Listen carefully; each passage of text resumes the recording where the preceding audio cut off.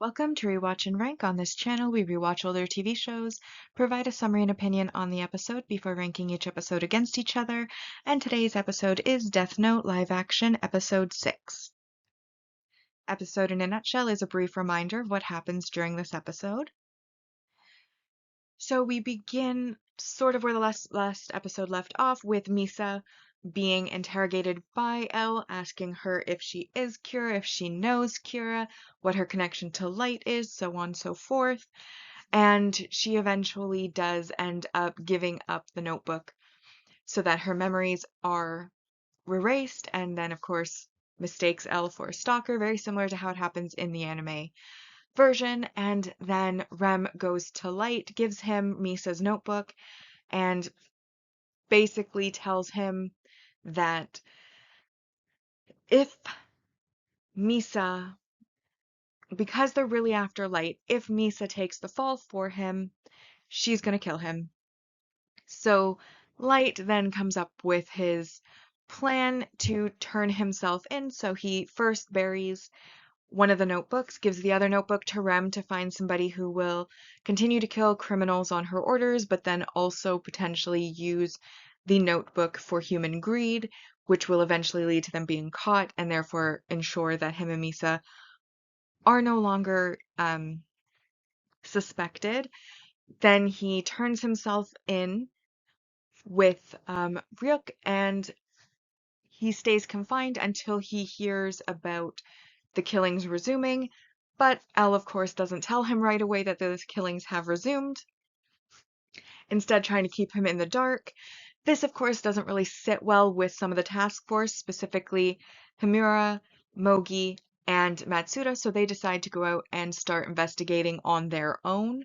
And after a couple of emails from who they presume is Elle, they figure out that Yotsuba has had their stock steadily increasing and that many of their competitors have been dying of heart attacks hidden in amongst all of the criminals.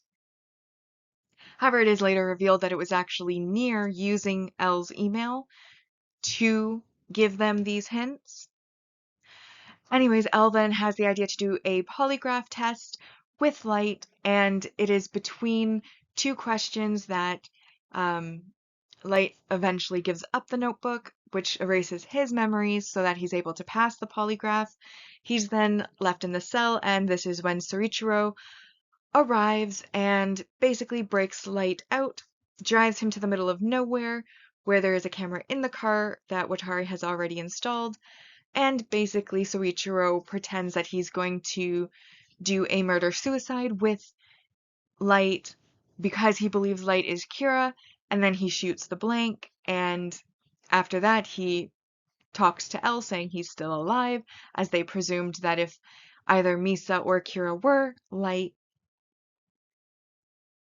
then they would have killed Soichiro before, Light could be killed. So this then leads to a sappy father-son moment and hug,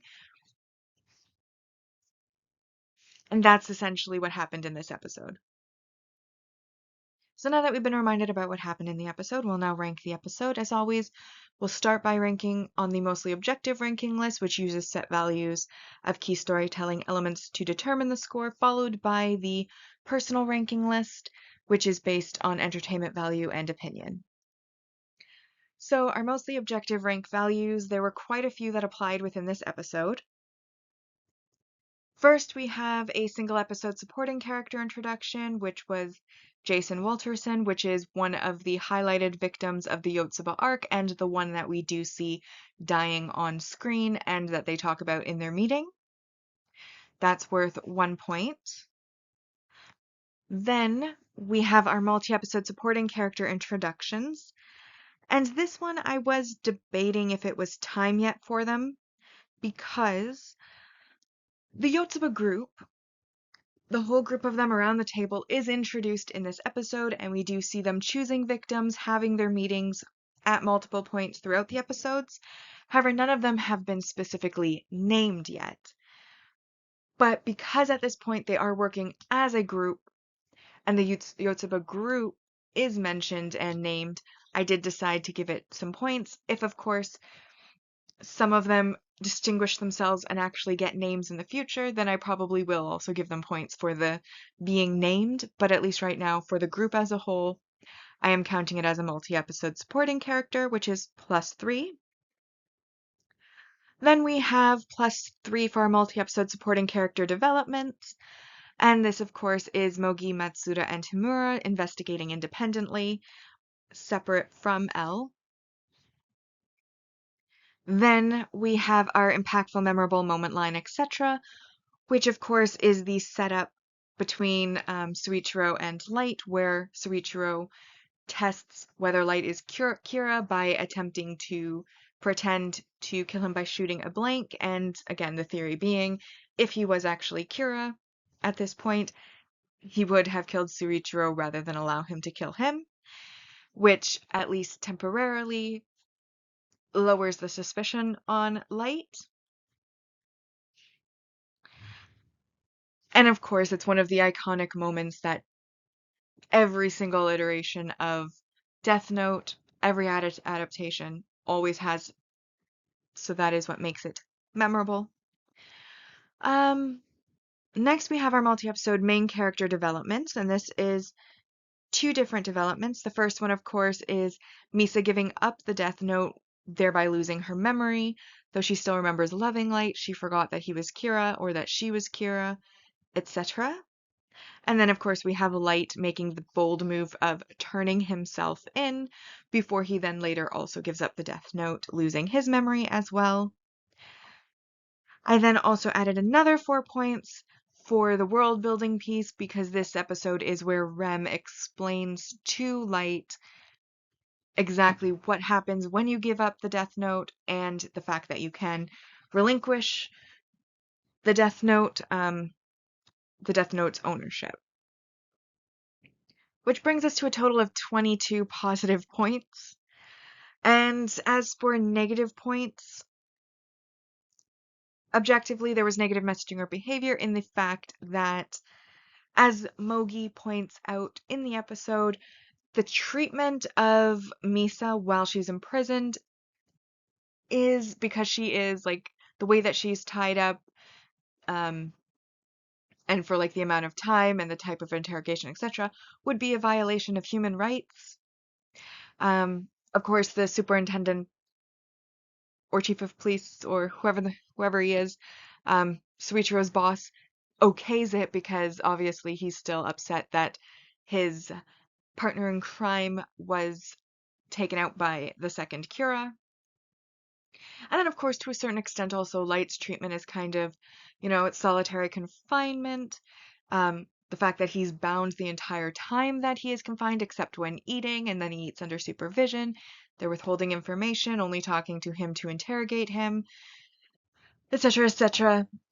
Again, not necessarily the best conditions, especially given that his guilt hasn't been proven. He hasn't been tried or convicted at this point. He is still being kind of held on a suspicion. So I did take 2 points just for those reasons, but that still leaves us with 20, which makes this the 6th 10 out of 10 mostly objective episode in a row. And that brings our live action ranking so far for our mostly objective ranking to basically episode order, because when episodes have the same score on our mostly objective ranking, they're just ranked in episode order. So 1, 2, 3, 4, 5, and now 6 is our order.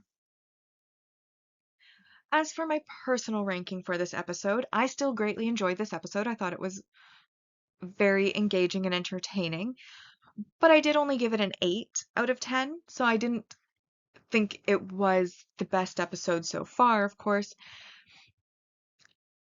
I mean, honestly, like, the imprisoning, it's basically just a bunch of questioning.